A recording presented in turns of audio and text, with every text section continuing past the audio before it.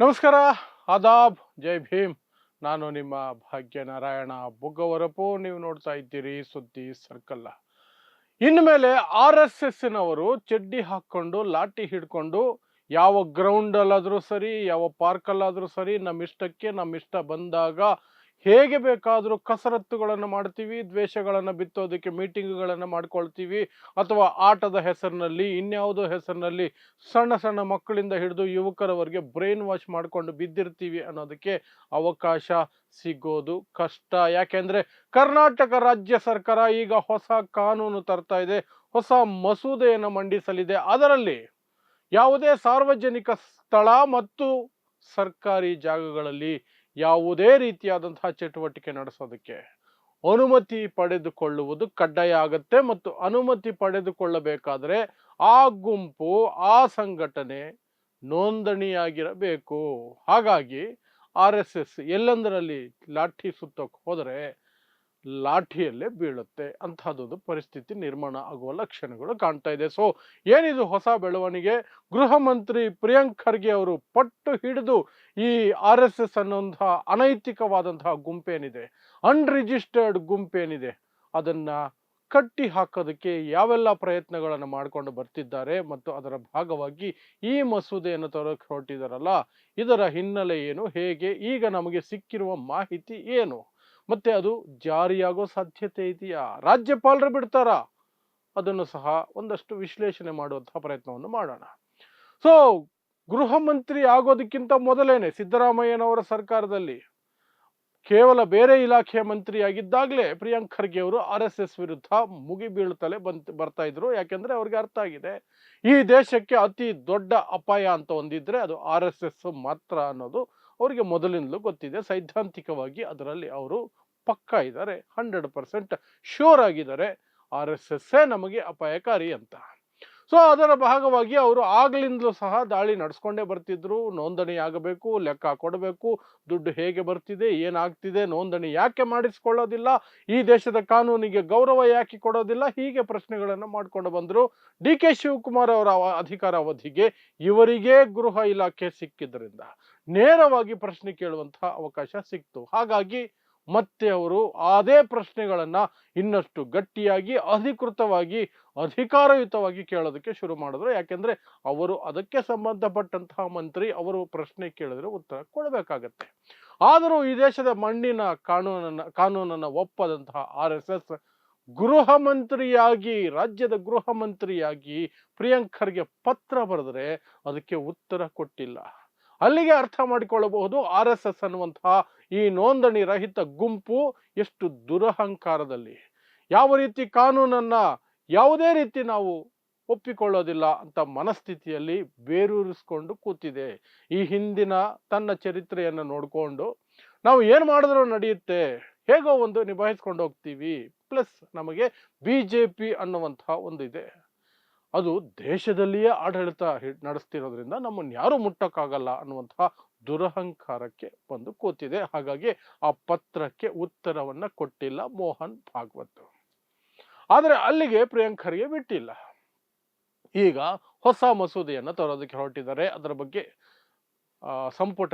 ಸಚಿವ ಸಂಪುಟದಲ್ಲಿ ಚರ್ಚೆ ಆಗಿದೆ, ಅಲ್ಲಿ ಒಪ್ಪಿಗೆ ಪಡ್ಕೊಂಡಿದ್ದಾರೆ.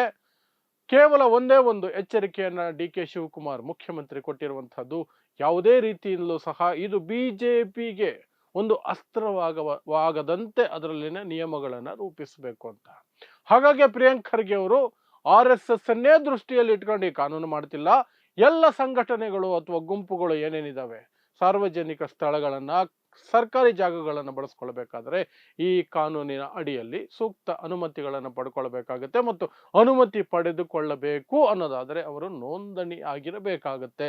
ಅದು ಯಾರೇ ಆಗಿರ್ಲಿ, RSS ಅಂತಾನೆ ಅಲ್ಲ ಅನ್ನೋ ಮೂಲಕ ಒಂದು ರೀತಿಯಾಗಿ ಮಾಡ್ತಿರೋದು RSSಗೆನೆ.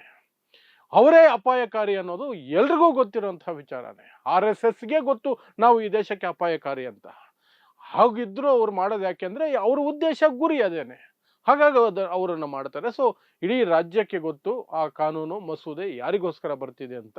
ಆದರೆ ಅಧಿಕೃತವಾಗಿ ಅದರಲ್ಲಿ ಒಂದು ಸಂಘಟನೆ, ಒಂದು ಗುಂಪು ಅಂತಿರೋದಿಲ್ಲ, ಎಲ್ಲರಿಗೂ ಒಳಗೊಂಡಂತೆ ಈ ಕಾನೂನುಗಳು, ಈ ನಿಯಮಗಳು ಅನ್ವಯಿಸುತ್ತವೆ ಅಂತ ಅವರು ಮಸೂದೆಯನ್ನು ಮಂಡಿಸ್ತಾರೆ. ಸೊ ಏನಿರುತ್ತೆ ಆ ಮಸೂದೆಯಲ್ಲಿ? ಈಗ ಬಂದಿರುವಂತಹ ಮಾಹಿತಿಯ ಪ್ರಕಾರ ಯಾವುದೇ ರೀತಿಯಾದಂತಹ ಸರ್ಕಾರಿ ಜಾಗಗಳು, ಸಾರ್ವಜನಿಕ ಸ್ಥಳಗಳಲ್ಲಿ ಏನಂದ್ರೆ ಅದು ಚಟುವಟಿಕೆಗಳನ್ನ ಯಾವಾಗ ಬೇಕಾದರೂ ಮಾಡೋದಕ್ಕೆ ಸಾಧ್ಯತೆ ಇಲ್ಲ. ಅದಕ್ಕೆ ಸೂಕ್ತ ಪರ್ಮಿಷನ್ ಅನ್ನ ಪಡೆದುಕೊಳ್ಳಬೇಕಾಗತ್ತೆ, ಅನುಮತಿಗಳನ್ನ ಪಡೆದುಕೊಳ್ಳಬೇಕಾಗತ್ತೆ. ಅದಕ್ಕೆ ಅಂತಲೇ ಯಾರಿಂದ ಅನುಮತಿ ಪಡೆದುಕೊಳ್ಳಬೇಕು, ಅನುಮತಿ ಪಡೆದುಕೊಂಡ್ರೆ ಏನು ನಿಯಮ, ಅನುಮತಿ ಪಡೆಯದೆ ಕಾರ್ಯಕ್ರಮಗಳನ್ನ ಚಟುವಟಿಕೆಗಳನ್ನ ನಡೆಸಿದ್ರೆ ಏನು ಶಿಕ್ಷೆ, ಎಲ್ಲದರ ಬಗ್ಗೆಯೂ ಸಹ ಮಸೂದೆ ಮಂಡನೆಯಾದ ನಂತರನೇ ಸ್ಪಷ್ಟವಾಗಿ ನಮಗೆ ಗೊತ್ತಾಗುತ್ತೆ. ಬಟ್ ಈಗ ಬರ್ತಿರುವಂತಹ ಮಾಹಿತಿಯ ಪ್ರಕಾರ ಅನುಮತಿ ಕಡ್ಡಾಯ, ಅದಕ್ಕೆ ನೋಂದಣಿ ಇರುವಂತಹ ಸಂಸ್ಥೆಗಳು ಮಾತ್ರ ಅಪ್ಲೈ ಮಾಡಬಹುದು.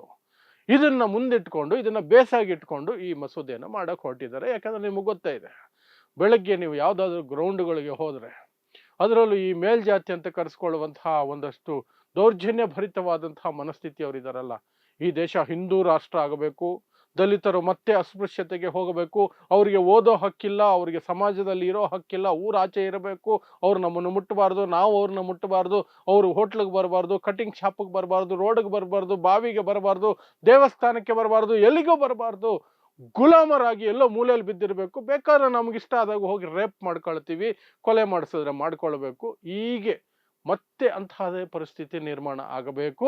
ಅದಕ್ಕೆ ನಮ್ಗೆ ಹಿಂದೂ ರಾಷ್ಟ್ರ ಬೇಕು ಅಂತ ಹೇಳ್ಕೊಂಡು ಓಡಾಡ್ತಿದಾರಲ್ಲ, ಅಂಥವ್ರು ಹೆಚ್ಚಿರುವಂಥ ಏರಿಯಾಗಳಲ್ಲಿ ನೀವು ಹೋದರೆ ಈ RSS ಅನ್ನುವಂತಹ ನೋಂದಣಿ ರಹಿತ ಗುಂಪು ತುಂಬಾ ಆಕ್ಟಿವ್ ಆಗಿರುತ್ತೆ. ಯಾವುದಾದ್ರೂ ಒಂದು ಗ್ರೌಂಡ್ಗೆ ಬೆಳಗ್ಗೆ ಹೊತ್ತೋಗಿ ಅಲ್ಲೊಂದು ಕೇಸರಿ ಧ್ವಜ ನೆಟ್ಬಿಟ್ಟು ಒಂದಷ್ಟು ಪುಟ್ಟ ಪುಟ್ಟ ಮಕ್ಕಳನ್ನು ಸಹ ವಿಷ ತುಂಬೋದಕ್ಕೆ ಬಂದು ಕೂರಿಸ್ಕೊಂಡು ಅವ್ರಿಗೆ ಕಬಡ್ಡಿ ಹೇಳ್ಕೊಡ್ತೀವಿ, ಕ್ರಿಕೆಟ್ ಆಡಿಸ್ತೀವಿ, ಹೀಗೆ ಸುಳ್ಳು ಹೇಳಿ ಅವರ ತಲೆಯಲ್ಲಿ ಮುಸ್ಲಿಮರು, ಹಿಂದೂ ರಾಷ್ಟ್ರ, ಈ ನಮ್ಮ ಮನುಸ್ಮೃತಿ, ನಮ್ಮ ಶ್ರೇಷ್ಠ ಸಂಸ್ಕೃತಿ, ಜಾತಿ ವ್ಯವಸ್ಥೆ, ಇದೆಲ್ಲವನ್ನು ಸಹ ಡೈರೆಕ್ಟು ಇಂಡೈರೆಕ್ಟು ಎಲ್ಲ ಮಿಕ್ಸ್ ಮಾಡಿ ಹೇಳ್ಕೊಂಡು ಹೋಗ್ತಿರ್ತಾರೆ. ಆ ಮಕ್ಕಳ ಮನಸ್ಸನ್ನು ಕೆಡಿಸ್ತಿರ್ತಾರೆ. ಇನ್ನು ದೊಡ್ಡವರು ಸಹ ಅದರಲ್ಲಿ ಪಳಗಿರುವ, ಊರಿರುವ ಎಲ್ಲರೂ ಎಲ್ಲೆಲ್ಲ ನೀಚಾತಿ ನೀಚ ಯೋಚನೆಗಳೊಂದಿಗೂ ಸಹ ಬಂದು ಅಲ್ಲಿ ಕೂತ್ಕೊಂಡು ಹೇಗೆ ನಮ್ಮ ಕಾರ್ಯಸೂಚಿಯನ್ನು ಕಾರ್ಯರೂಪಕ್ಕೆ ತರೋದು, ಹೇಗೆ ಇದನ್ನು ಆದಷ್ಟು ಬೇಗ ಹಿಂದೂ ರಾಷ್ಟ್ರ ಮಾಡಿ ಈ ದಲಿತರನ್ನ ಮೂಲೆ ಗುಂಪು ಮಾಡೋದು, ಮುಸ್ಲಿಮರನ್ನ ಒಂದು ಗತಿ ಕಾಣಿಸೋದು, ಇದೇ ಚಿಂತೆ. ಅದಕ್ಕೊಂದು ಪರ್ಮಿಷನ್ ಇರಲ್ಲ, ಬೇರೆ ಮಕ್ಕಳು ಆಟ ಆಡೋದಕ್ಕೆ ಜಾಗ ಬಿಡಲ್ಲ, ಎಲ್ಲೋ ಒಂದು ಕಡೆ ಕೂತ್ಕೊಂಡು ಆ ಚಡ್ಡಿಗಳ ಹಾಕೊಂಡು ಆ ಲಾಠಿ ಸುತ್ತಕೊಂಡು ಈ ಕೆಲಸ ಮಾಡ್ತಿರ್ತಾರೆ. ಸೊ ಅದನ್ನ ಈಗ ಆಲ್ಮೋಸ್ಟ್ ಅವಾಯ್ಡ್ ಮಾಡಬೇಕಾಗತ್ತೆ ಅವರು. ಇಲ್ಲದೆ ಹೋದ್ರೆ ಲಾಠಿ ಸುತ್ತೋಕೆ ಹೋದ್ರೆ ಅವರಿಷ್ಟಕ್ಕೆ ಲಾಠಿಯಲ್ಲಿ ಬೀಳ್ತವೆ. ಅದಕ್ಕೆ ಈ ಮಸೂದೆ ಸೂಕ್ತವಾದಂತಹ ಅಸ್ತ್ರವಾಗತ್ತೆ. ಇಷ್ಟು ದಿನ ಏನಾದರೂ ನಿಮ್ಗೆ ಪರ್ಮಿಷನ್ ಕೊಡಲ್ಲ ಅಂದ ತಕ್ಷಣ ಕೋರ್ಟ್ಗೆ ಓಡೋಗೋದು, ಏನೋ ಮಾಡೋದಾಗುತ್ತೆ. ಅದು ಸಹ ಇನ್ನು ಮೇಲೆ ಕಡಿಮೆ ಆಗುತ್ತೆ. ಕೋರ್ಟಿಗೆ ಹೋದ್ರೆ ಅಲ್ಲಿ ಸರ್ಕಾರ ಹೇಳುತ್ತೆ ಆಲ್ರೆಡಿ ಮಸೂದೆ ಇದೆ, ಕಾನೂನಿದೆ, ಕಾನೂನಿನ ಪ್ರಕಾರನೇ ಅವರು ಅನುಮತಿ ಪಡ್ಕೊಳ್ಬೇಕು, ಇಂತಿಂಥ ಕಾರಣಗಳಿಗೆ ಅನುಮತಿ ನಿರಾಕರಿಸಲಾಗುತ್ತೆ ಅಂತ. RSSಗಂತೂ ಸಿಂಪಲ್, ರಿಜಿಸ್ಟ್ರೇ ಆಗಿಲ್ಲ, ಒಂದು ಲೆಟರ್ ಗತಿ ಇಲ್ಲ. ಹಾಗಾಗಿ ನಮಗೆ ಅವ್ರು ಯಾರಿಗೆ ಅಂತ ಪರ್ಮಿಷನ್ ಕೊಡೋದು, ಯಾರ್ಯಾರೋ ಬಂದು ಹೇಳಿದ್ರೆ ಕೊಡೋಕ್ಕಾಗಲ್ಲ ಅಂತ ಹೇಳ್ಕೊಬಿಡೋದು. ಅದು ಒಂದಾದ್ರೆ ಇನ್ನು ಸದನದಲ್ಲಿ ಅದು ಪಾಸ್ ಆಗೋದೇನು ದೊಡ್ಡ ಸಮಸ್ಯೆ ಅಲ್ಲ. ವಿಧಾನಸಭೆ ಆಗಲಿ, ವಿಧಾನ ಪರಿಷತ್ ಆಗಲಿ, ಎರಡು ಕಡೆ ಕಾಂಗ್ರೆಸ್ಗೆ ಬಹುಮತ ಇದೆ, ಆರಾಮಾಗಿ ಮಸೂದೆ ಪಾಸ್ ಆಗುತ್ತೆ. ಬಟ್ ಆಗ ಬಿಜೆಪಿಯ ಕಟ್ಟಾಳುಗಳನ್ನೇ ರಾಜ್ಯಪಾಲರನ್ನಾಗಿ ಮಾಡೋದು ಯಾಕೆ, RSS ವ್ಯಕ್ತಿಗಳನ್ನೇ ರಾಜ್ಯಪಾಲರನ್ನಾಗಿ ಮಾಡೋದು ಯಾಕೆ ಹೇಳಿ, ಇಂತಹ ಸನ್ನಿವೇಶಗಳಲ್ಲಿ ಅವರು RSS ಅನ್ನುವಂತಹ ಆ ಗುಂಪಿನ ಸಹಾಯಕ್ಕೆ ಬರಲಿ ಅನ್ನೋದಕ್ಕೆ. ಸೊ ರಾಜ್ಯಪಾಲರು ಥಾವರ್ ಚಂದ್ ಗೆಹ್ಲೋಟ್ ಅವ್ರ ಹತ್ರ ಹೋಗಬೇಕಾಗತ್ತೆ ಸಹಿಗೆ. ಅಲ್ಲಿ ಸ್ವಲ್ಪ ಸಮಸ್ಯೆ ಆಗತ್ತೆ, ಸ್ವಲ್ಪ ಅಲ್ಲ ತುಂಬಾನೇ ಸಮಸ್ಯೆ ಆಗತ್ತೆ. ಯಾಕೆಂದ್ರೆ ಅವರ ಮಾತೃ ಸಂಸ್ಥೆಯನ್ನ ಈ ರೀತಿಯಾಗಿ ಕಾಡೋದನ್ನ ಅವರಂತೂ ಸಹಿಸ್ಕೊಳ್ಳೋದಿಲ್ಲ. ಇನ್ನು ಇಲ್ಲ ಸಲ್ಲದ ಎಲ್ಲ ಪ್ರಶ್ನೆಗಳನ್ನ ಕೇಳಿ ಅಲ್ವಾ ಕ್ಲಾರಿಫಿಕೇಶನ್ ಕೇಳಿ ಅಥವಾ ಆ ಫೈಲನ್ನು ಮುಟ್ಟದೇನೆ ಅಲ್ಲೇ ಇಟ್ಕೊಳ್ಳೋದು, ಏನೋ ಒಂದು ತಿಂಗಳಗಟ್ಟಲೆ ನಾಟಕ ನಡೆಯುತ್ತೆ ಒಂದಷ್ಟು. ರಾಜ್ಯ ಸರ್ಕಾರ ಆಗ ಯಾವ ಮಾರ್ಗವನ್ನು ತೆಗೆದುಕೊಳ್ಳುತ್ತೆ ಅನ್ನೋದು ತುಂಬಾ ಮುಖ್ಯ ಆಗುತ್ತೆ. ಯಾಕಂದ್ರೆ ರಾಜ್ಯ ಸರ್ಕಾರಕ್ಕೂ ಗೊತ್ತು ಯಾವ್ಯಾವ ಮಸೂದೆಗಳನ್ನ ಈ ರಾಜ್ಯಪಾಲರು ಹೇಗೆ ಕಾಟ ಕೊಡ್ತಾರೆ ಅಂತ. ಸೊ ಅದನ್ನ ಮಸೂದೆ ಮಾಡೋವಾಗ್ಲೇ ಯೋಚನೆ ಮಾಡಿರ್ತಾರೆ ರಾಜ್ಯಪಾಲರ ಈ ಮೂವ್ಗೆ ನಾವು ಆಂಟಿ ಮೂವ್ ಇದನ್ನು ಮಾಡ್ತೀವಿ, ಅವರು ಈ ರೀತಿ ನಡ್ಕೊಂಡ್ರೆ ನಾವು ಈ ರೀತಿ ನಡ್ಕೊಂಡು ಇದನ್ನು ಪಾಸ್ ಮಾಡ್ಕೊಳ್ತೀವಿ ಅಂತಲೋ ಇನ್ನೇನೋ ಏನೋ ಒಂದು ರೆಡಿ ಮಾಡಿ ಇಟ್ಕೊಂಡಿರ್ತಾರೆ. ಸುಪ್ರೀಂ ಕೋರ್ಟ್ ಆರ್ಡರ್ಗಳಿದಾವೆ, ರಾಜ್ಯಪಾಲರು ತಿಂಗಳುಗಟ್ಟಲೆ ವರ್ಷಗಟ್ಟಲೆ ಫೈಲ್ಗಳನ್ನು ಇಟ್ಕೊಂಡು ಕೂತ್ಕೊಳ್ಳೋಂಗಿಲ್ಲ ಅಂತ ಅದನ್ನು ಬಳಸ್ಕೊಳ್ತಾರೆ. ಒಟ್ಟಾರೆಯಾಗಿ ರಾಜ್ಯಪಾಲರು ಫುಲ್ ಬ್ಯಾಟಿಂಗ್ ಮಾಡ್ತಾರೆ, ಬಿಜೆಪಿ ಪರ, RSS ಪರ, ಸಂಘ ಪರಿವಾರದ ಪರ, ಅದನ್ನು ಸಹ ಲೆಕ್ಕದಲ್ಲಿಟ್ಟುಕೊಂಡು ಇವರು ಆ ಮಸೂದೆ ಮಂಡನೆ ಅದೆಲ್ಲವನ್ನು ಸಹ ಮಾಡಬೇಕಾಗತ್ತೆ. ಸೊ ಆ ಮಸೂದೆ ಓಕೆ ಆದ ತಕ್ಷಣನೇ ಇವರ ಈ ಹುಚ್ಚಾಟಗಳು ಎಲ್ಲಂದ್ರಲ್ಲಿ, ಪಾರ್ಕ್ ಅಂದ್ರೆ ಪಾರ್ಕು, ರೋಡ್ ಅಂದ್ರೆ ರೋಡು, ಮೈದಾನ ಅಂದ್ರೆ ಮೈದಾನ, ಏನು ಸಿಕ್ಕಿದ್ರೆ ಆ ಜಾಗದಲ್ಲಿ ಒಂದಷ್ಟು ಜನರನ್ನು ಕೂರಿಸ್ಕೊಂಡು ಅಂತಹ ಚಟುವಟಿಕೆಗಳನ್ನು ನಡೆಸ್ತಾರಲ್ಲ, ಅದಕ್ಕೆಲ್ಲ ಬ್ರೇಕ್ ಬೀಳುತ್ತೆ. ಅದಕ್ಕೆ ಈ ಮಸೂದೆ ಅನುಕೂಲಕರವಾಗಿರುತ್ತೆ. ಸೊ ಇದಿಷ್ಟು ರಾಜ್ಯದಲ್ಲಿ ಬರ್ತಿರುವಂತಹ ಹೊಸ ಮಸೂದೆ. ಟಾರ್ಗೆಟ್ RSS, ಆದರೆ ಅದನ್ನು ಅಧಿಕೃತವಾಗಿ ಘೋಷಣೆ ಮಾಡ್ಕೊಳ್ಳೋದಿಲ್ಲ, ಮಾಡೋದ್ರಲ್ಲಿ ಅರ್ಥನೂ ಇಲ್ಲ. ಬಟ್ ಆ ಕಾನೂನು ಎಫೆಕ್ಟ್ ಆಗೋದು ಅವ್ರಿಗೇನೆ, ಯಾಕಂದ್ರೆ ಅಂತಹ ಚಟುವಟಿಕೆಗಳನ್ನ ಮಾಡೋದು RSS ಏನೇ, ಬೇರೆ ಯಾರು ಅಲ್ಲ, ಅಷ್ಟೇ. ಸೊ ಇಂತಹದ್ದೇ ವಿಶೇಷ ಸುದ್ದಿಗಳಿಗಾಗಿ ನೋಡ್ತಾ ಇರಿ ಸುದ್ದಿ ಸರ್ಕಲ್. ನಾನು ನಿಮ್ಮ ಭಾಗ್ಯನಾರಾಯಣ ಬೊಗ್ಗವರಪು.